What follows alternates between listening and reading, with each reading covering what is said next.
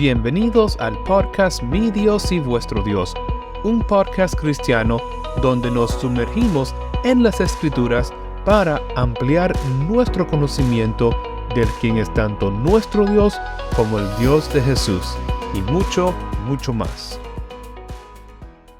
En este primer episodio presentaremos brevemente lo que creen los unitarios bíblicos.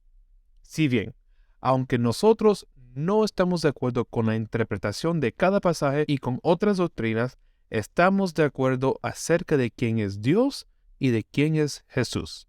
Realmente es casi imposible encontrar a dos cristianos, ya sea de la misma iglesia o denominación o no, que estén de acuerdo en la interpretación de cada pasaje bíblico y de cada doctrina. Entonces, ¿qué creen los unitarios bíblicos con respecto a Dios y a Jesús?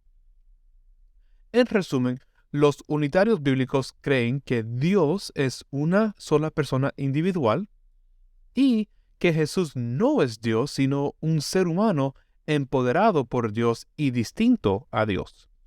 Siendo que esto es una introducción, solo vamos a cubrir algunos de los versículos que demuestran estas dos creencias centrales. Y para aquellos que están escuchando para oír una explicación de los versículos comunes que usan los trinitarios para imponer que Jesús es Dios, no se preocupen, cubriremos esos pasajes en episodios futuros. Ahora miremos la primera creencia central, que Dios es una persona individual. Una de las reglas más básicas en la gramática es que los pronombres personales singulares se refieren a una sola persona, y este es el indicador más claro y más abundante de que Dios es una persona individual.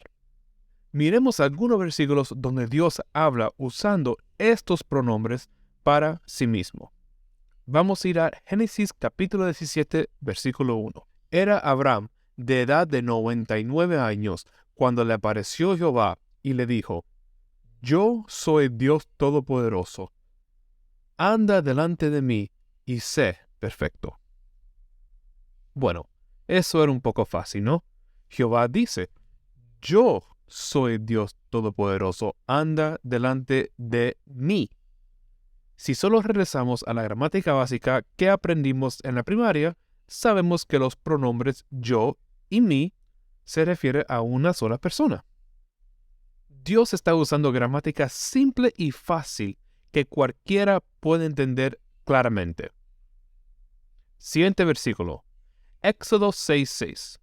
Por tanto, dirás a los hijos de Israel: Yo soy Jehová, y yo os sacaré de debajo de las tareas pesadas de Egipto, y os libraré de su servidumbre, y os redimiré con brazos extendidos y con juicios grandes. Otra vez, Jehová está usando el pronombre singular yo. De hecho, lo usa varias veces, que muestra que Dios nos está indicando que Él es una sola persona.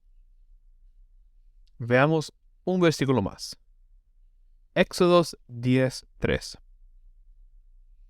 Entonces vinieron Moisés y Aarón a Faraón, y le dijeron: Jehová, el Dios de los hebreos, ha dicho así: ¿Hasta cuándo no querrás humillarte delante de mí?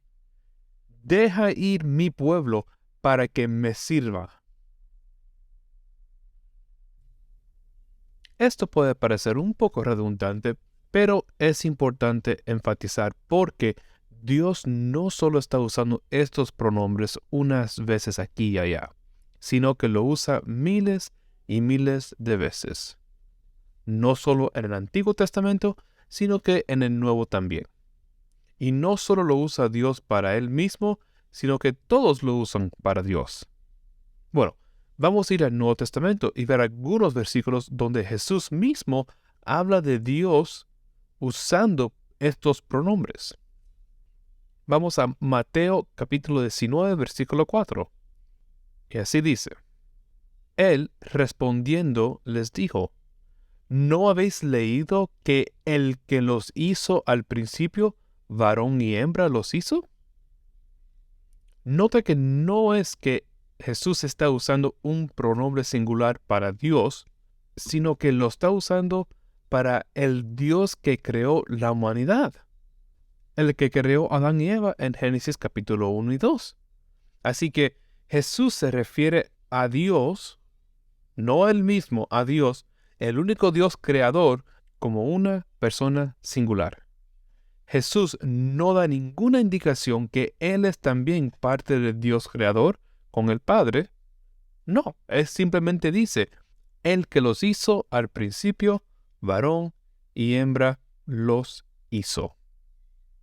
Jesús se refiere a este Dios creador como una persona singular. Próximo, iremos a Lucas capítulo 6, versículo 35. Amad pues a vuestros enemigos y hacer bien, y prestad, no esperando de ello nada, y será vuestro galardón grande, y seréis hijos del Altísimo, porque Él es benigno para con los ingratos y malos. Aquí, otra vez, Jesús se refiere al Altísimo, es decir, a Dios, como Él. Otra vez, una sola persona. Y si regresamos al versículo 32 de Lucas capítulo 1, ahí sabemos que Jesús no es el Altísimo, sino que Él es el Hijo del Altísimo. Y vamos a Lucas capítulo 20, versículo 37 al 38. Pero en cuanto a que los muertos han de resucitar, aún Moisés los enseñó en el pasaje de la zarza, cuando llama al Señor, Dios de Abraham, Dios de Isaac y Dios de Jacob. Porque Dios no es Dios de muertos, sino de vivos, pues para Él todos viven. Jesús claramente usa un pronombre singular, no para sí mismo, aquí hablando de Dios, sino para referirse a Jehová, el Dios de Abraham, el Dios de Isaac y el Dios de Jacob, lo cual es muy importante, como veremos más adelante. Nuevamente, no es algo que vemos en algunos versículos o aquí o allá. Esto es algo que vemos en toda la Biblia. Cualquier cristiano que tome en serio la palabra inspirada de Dios no puede simplemente ignorar todos los casos donde los pronombres personales singulares se usan para Dios y por Dios mismo. Es tan abundante que simplemente no se puede echar a un lado. Y aunque el argumento de los pronombres singulares hace muy claro que Dios es una persona, hay un argumento que edifica sobre esta base y es el uso de la palabra hebrea nefesh. La palabra nefesh se traduce en varias formas dependiendo del contexto, pero mayormente significa ya sea alma, vida, persona o criatura, como vemos en Génesis 1 y 2 para los animales. Pero en Isaías 42, versículo 1, Jehová dice así: He aquí mi siervo, yo le sostendré, mi escogido, en quien mi alma tiene contentamiento.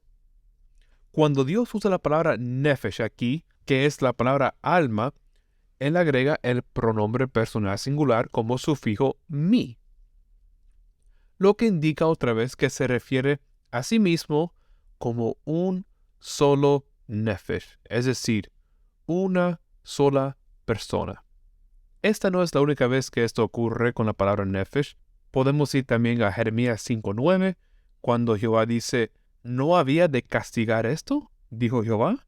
¿De una nación como esta no se había de vengar mi alma?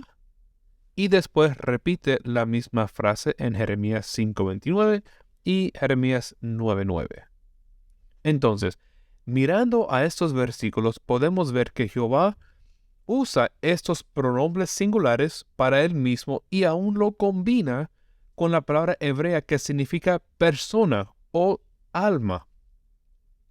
La evidencia habla por sí misma. Realmente podemos pasar mucho más tiempo aquí, pero pasemos a la segunda creencia central de los unitarios bíblicos, que Jesús es un ser humano empoderado por Dios y distinto a Dios. Si tuviera que escoger un pasaje en las Escrituras que mejor resume esta segunda creencia, sería que ser Hechos capítulo 2, versículo 22. Y dice Pedro: Varones israelitas, oíd estas palabras. Jesús Nazareno, varón aprobado por Dios entre vosotros con las maravillas, prodigios y señales que Dios hizo entre vosotros por medio de él, como vosotros mismos sabéis. Este pasaje sobresale porque este es el primer sermón de Pedro después de ser lleno del Espíritu Santo. Un sermón en el cual 3,000 judíos se hicieron creyentes. Y comienza afirmando la creencia central, que Jesús es un hombre a través de quien Dios obra. En este versículo vemos que Pedro claramente dice que Jesús es un hombre, y no solo cualquier hombre, sino que un hombre aprobado por Dios. ¿Y cómo fue aprobado? Bueno, lo fue por las maravillas, prodigios y señales, o es decir, los milagros. Pedro no dice que fue Jesús haciendo estas cosas por su propio poder divino, sino que era algo que Dios hizo por medio de él, en medio de ellos. Delante de sus ojos, Dios hizo todo esto. Por eso dice Pedro, como vosotros mismos sabéis, porque ellos lo vieron sanar los ciegos y los cojos, vieron cuando hizo todos estos milagros, lo vieron cuando levantó a Lázaro de la muerte. Por lo tanto, Pedro solo estaba confirmando lo que ellos ya sabían desde antes, que Dios era el que estaba obrando por medio de Jesús. Ahora, es posible que muchos de los que fueron salvados este día eran aquellos que seguían a Jesús porque les gustaba quizás sus enseñanzas o los milagros, pero cuando se puso difícil, posiblemente se apartaron. Pudo haber sido que temían a los fariseos ya que los podían expulsar, pero realmente no sabemos. Lo que sí sabemos es que ellos estuvieron ahí y vieron a Jesús. Vieron cuando Dios obró por medio de Jesús. Y Pedro les está afirmando que sí, era Dios el que estaba haciendo esto por medio de Jesús. Y ahora, después de la resurrección, ellos ven la verdad, se arrepientan y creen. Pedro, en este sermón, que continúa hasta el versículo 36, nunca menciona la necesidad de creer que Jesús es Dios encarnado. Simplemente dice que fue un hombre aprobado por Dios con todos esos milagros que Dios hizo por medio de él y que lo resucitó de entre los muertos. Esto es lo que tenemos que creer. Ahora, vamos al Evangelio de Juan, donde veremos que hay una persona que entendió que los hechos de Jesús tenían que ser de Dios. No que Jesús tenía que ser Dios, sino que Dios estaba con Jesús. Nicodemo, hablando con Jesús en Juan 3:2, dice: Rabí, sabemos que has venido de Dios como maestro, porque nadie puede hacer estas señales que tú haces si no está Dios con él. Nicodemo entendió claramente que lo que hacía Jesús fue posible porque Dios estaba con él. Nicodemo es un estudiante de las Escrituras. Él sabe que cuando Dios quería aprobar a una persona en el Antiguo Testamento, lo hacía por medio de señales. Solo tienes que ir a Éxodos. Cuando Dios quería comprobar que Moisés era su siervo, lo hizo por medio de las señales. Él trajo las plagas y dividió el mar para Israel. Entonces, no es una sorpresa para Nicodemo que Dios está con Jesús, porque las señales son una indicación clara, aunque los otros fariseos lo rechazan. Ellos saben que la mejor explicación es que Dios está obrando por medio de Jesús, pero no lo quieren aceptar como el Mesías y niega que es Dios obrando en Jesús. Podemos ver un buen ejemplo de esto en Mateo capítulo 9, versículo 1 al 8, cuando Jesús sana a un paralítico diciendo, «Ten ánimo, hijo, tus pecados te son perdonados». Aquí, los escribas decían en sus corazones que Jesús blasfemaba, pero Jesús responde diciendo, ¿por qué pensáis mal en vuestros corazones? ¿Por qué? ¿Qué es más fácil decir? ¿Los pecados te son perdonados? O decir, levántate y anda. Y aquí está la clave, versículo 6. Pues para que sepáis que el Hijo del Hombre tiene potestad en la tierra para perdonar pecados, dice entonces al paralítico, levántate, toma tu cama y vete a tu casa. En otras palabras, Jesús le está diciendo, yo tengo autoridad en la tierra para perdonar pecados. Sí, esto es algo que Dios tiene la autoridad para hacer, pero ¿sabes qué? Dios me dio la autoridad para hacerlo. Y aunque los escribas no lo querían creer, porque ellos no lo aceptaban como el Mesías, las multitudes ahí pudieron ver la verdad, ya que el milagro es la confirmación. Así es como Dios está aprobando que Jesús es su siervo. Por lo tanto, Mateo continúa narrando, y la gente, al verlo, se maravilló y glorificó a Dios que había dado tal potestad a los hombres.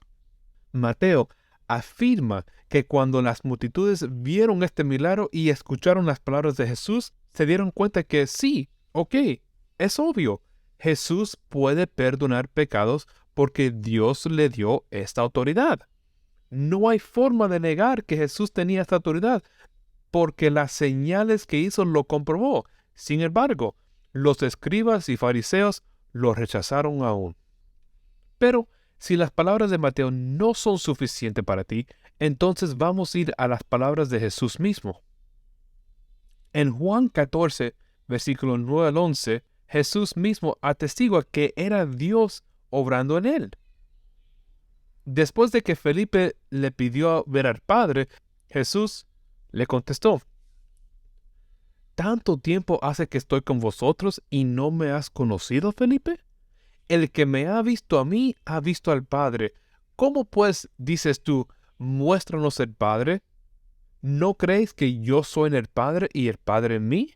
Las palabras que yo os hablo, no las hablo por mi propia cuenta, sino que el Padre que mora en mí, Él hace las obras.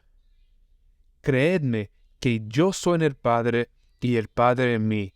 De otra manera, creedme por las mismas obras. Las multitudes en Mateo 9 creyó que Dios le dio autoridad a Jesús a través de un milagro. Y aquí Jesús le está diciendo a sus discípulos que crean que Dios mora en él. ¿Cómo? A través de las obras. A través de las obras que Dios hace por medio de él. Jesús está diciendo, si no pueden creer por las palabras que yo les digo, entonces creerme por medio de estas obras. ¿Por qué? Porque un hombre no puede hacer estas obras a menos que Dios esté con él, así como Nicodemo le dijo a Jesús. Ahora, este es un tema bien común en la Biblia y lo veremos mucho más en podcasts futuros. Por ahora, lo que quiero hacer es ir a la última parte de esta creencia central, lo cual es que Jesús es distinto a Dios. Mientras ya debe ser claro que Jesús es distinto a Dios por lo que hemos visto, quiero llevarlo a un paso más adelante, porque creo que es muy importante que establecemos que Jesús no solo es distinto a la persona del Padre, ya que los trinitarios ya creen eso, sino que Jesús es distinto a Jehová, y que era Jehová quien estaba en Cristo. Los trinitarios dicen que Jesús es Jehová, que Él es el único Dios junto con el Padre y con el Espíritu. Pero las Escrituras no enseñan esto. Las Escrituras enseñan que Jesús es distinto a Jehová. El mismo método que los trinitarios usan para mostrar que Jesús no es el Padre, también comprueba que Jesús no es Jehová. Primero, vamos a ir al versículo que establece quién es Jehová. Lo vemos en Éxodo capítulo 3, versículo 13 al 15, donde Dios revela su nombre a Moisés.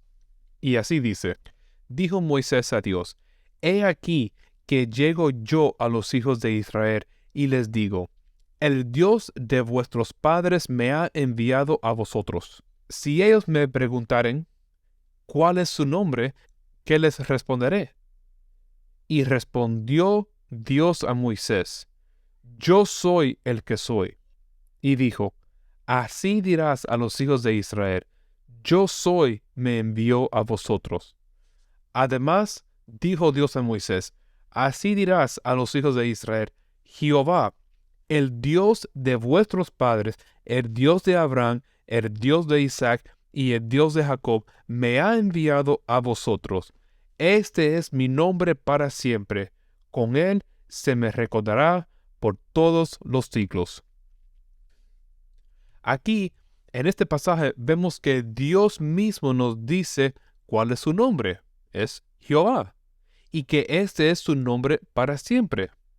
Entonces, vamos ahora a ver cómo este individual llamado Jehová es distinto a Jesús. Vamos a ir ahora a Salmo capítulo 2, versículo 7. Es un salmo bien famoso que es citado muchas veces en el Nuevo Testamento. Y dice así: yo publicaré el decreto. Jehová me ha dicho: mi hijo eres tú. Yo te engendré hoy. Aquí dice: Jehová me ha dicho, lo cual demuestra que Jehová y Jesús son dos individuos distintos. ¿Por qué? Bueno, si una persona le está hablando a otra persona, entonces son dos personas diferentes. Hay Jehová y Jesús. Si Pedro le habla a Juan, sabemos que Pedro y Juan son dos personas diferentes. Por lo tanto, la idea que Jesús y el Padre ambos son Jehová, pero personas distintas, no funciona, porque aquí tenemos específicamente Jehová hablándole a Jesús. Dos personas diferentes. Si vamos a Isaías 42, versículo 1, un versículo que ya vimos anteriormente, tenemos otra vez Jehová hablando de Jesús. Y otra vez así dice: he aquí mi siervo, yo le sostendré, mi escogido, en quien mi alma tiene contentamiento. He puesto sobre él mi espíritu, mostrando nuevamente una distinción entre Jesús y Jehová. Jehová puso su propio espíritu sobre él, algo que vemos en Isaías 61:1 y que Jesús confirma en el Evangelio de Lucas capítulo 4. Otra vez tenemos Jesús y Jehová. Jesús es el siervo de Jehová. Dos personas distintas. No es simplemente una distinción entre el Padre y el Hijo, sino que entre Jehová y Jesús. Solo hay un Dios, y ese Dios es Jehová, y Jehová tiene como siervo a Jesús. En el Nuevo Testamento, Jesús mismo se distingue entre él y Dios. Ahora, sabemos que cuando se refiere a Dios en el Nuevo Testamento, solo hay un Dios verdadero, y ese es Jehová. ¿Ok? Y en Juan 14:1 Jesús dice: no se turbe vuestro corazón, creéis en Dios. Bien, este es Jehová, ¿ok? Este es a quien los apóstoles entenderían como Dios. Entonces Jesús dice: creéis en Dios, creer también en mí. ¿Ok? Son dos personas distintas, Dios y Jesús. Jesús está diciendo que tenemos que creer en dos personas diferentes. Tenemos que creer en Dios, ese es Jehová, y tenemos que creer en Jesús. Ahora, para no alargar esto mucho más, veamos un versículo más que es inconfundible. Hechos capítulo 3, versículo 13. Y dice Pedro así: el Dios de Abraham, el Dios de Isaac y el Dios de Jacob, el Dios de nuestros padres. ¿Suena un poco familiar eso? Pues claro, lo acabamos de ver en Éxodo capítulo 3 y en Lucas capítulo 20. Este es el Dios de Israel. Este es Jehová. Pero mira lo que dice aquí Pedro. El Dios de nuestros padres ha glorificado a su siervo Jesús. Esto es bien importante. ¿Por qué? Porque sabemos que en Éxodo 3 Jehová dice que Él es el Dios de Abraham, Isaac y Jacob. Y ahora Pedro, refiriéndose al Dios de Abraham, Isaac y Jacob, dice que Él, Jehová, glorificó a su siervo Jesús. Realmente no puede ser más sencillo que esto. Tenemos a Jehová, el Dios de Israel, el único Dios verdadero, y tenemos a Jesús, su siervo. Como judío, Pedro sin duda sabía que solo Jehová es el Dios de Abraham, Isaac y Jacob. Y sin embargo, él procede a decir que Jesús es el siervo de Jehová, como debería, como él sabe. Él conoce las Escrituras y ha leído una y otra vez Isaías 42:1. Él sabe que este Mesías es el siervo de Jehová. Y es su hijo también, como vimos en el Salmo capítulo 2. Si la Trinidad es correcto, entonces uno esperaría que Pedro, ya sea aquí o en otra parte de la Biblia, hubiera elaborado algo más aquí para que su audiencia no pierdan un detalle tan crucial, que Jesús también era Jehová, el Dios de Abraham, Isaac y Jacob. Pero no, Pedro en ninguna manera clarifica esta supuesta verdad que los trinitarios nos dice que tenemos que creer. Simplemente dice lo que las Escrituras ya dijeron, que Jesús es el siervo de Jehová. No hay necesidad de elaborar algo más. En conclusión, para resumir este episodio. Primero, demostramos que Dios es una sola persona mediante el uso de los pronombres personales singulares y por el uso de esos pronombres junto con la palabra hebrea nefesh, que significa alma o persona. Luego, demostramos cómo Jesús era un hombre empoderado por Dios para realizar los milagros que hizo. Y, finalmente, demostramos que Jesús no es solamente un individuo distinto al Padre, sino que es claramente un individuo distinto a Jehová, el Dios de Abraham, el Dios de Isaac y el Dios de Jacob. Espero que nos acompañe la próxima vez, cuando respondamos a la pregunta: ¿es necesaria la creencia en la deidad de Cristo para la salvación? Gracias por escuchar, y mi oración es que el Dios de la paciencia y del consuelo nos conceda tener el mismo sentir los unos para con los otros, conforme a Cristo Jesús, para que unánimes a una voz glorifiquemos al Dios y Padre de nuestro Señor Jesucristo.